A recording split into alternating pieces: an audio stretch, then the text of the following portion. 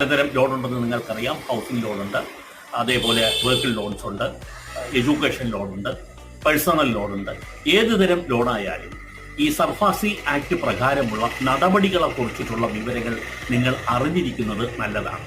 പലപ്പോഴും പല ആളുകളും നോട്ടീസ് കിട്ടിയാൽ ഉടനെ പേടിച്ച് വളരെയധികം പ്രയാസപ്പെടുന്ന ഒരു അവസ്ഥ എൻ്റെ ശ്രദ്ധയിൽപ്പെട്ടിട്ടുണ്ട്. വിളിക്കുന്ന ആളുകൾ പലരും പരിഭ്രാന്തരാണ്. പല ആളുകളും വളരെ വിഷമത്തോടും സങ്കടത്തോടും കൂടിയാണ് വിളിക്കുന്നത്. ഈ സങ്കടങ്ങളെല്ലാം ഒരു പരിധി വരെ പരിഹരിക്കാൻ ഉതകുന്ന ചില നിർദ്ദേശങ്ങളും പരിഹാര കാര്യങ്ങളും നിങ്ങൾക്ക് ഞാൻ ഈ എപ്പിസോഡിലൂടെ നൽകുന്നുണ്ട്. ബാങ്കിൽ നിന്ന് ലഭിക്കുന്ന ജപ്തി നോട്ടീസ് കിട്ടിയാൽ ഉടനെ നിങ്ങൾ പേടിക്കേണ്ട കാര്യങ്ങളൊന്നുമില്ല. അതിനെ സംബന്ധിച്ച് നമുക്ക് ചില കാര്യങ്ങൾ സ്വീകരിക്കാൻ നിയമപരമായി തന്നെ കഴിയും. അതുകൊണ്ട് സർഫാസി ആക്ട് വന്നതിന് ശേഷം ആളുകളെല്ലാം വളരെ പ്രയാസത്തിലാണ്. കാരണം ബാങ്കിന് മുമ്പ് കോടതികൾ മുഖേന മാത്രമേ